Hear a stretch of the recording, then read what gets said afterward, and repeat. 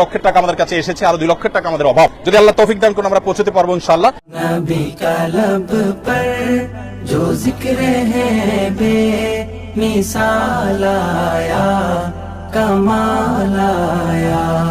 नबी का लब पर जो जिक्र है बेमिसाल आया, कमाल आया।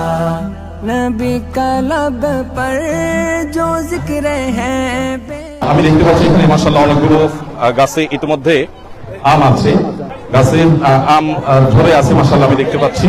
কোন স্কুলে পড়ো তুমি? হাজারীহাট প্রাথমিক বিদ্যালয়। আচ্ছা মাশাআল্লাহ।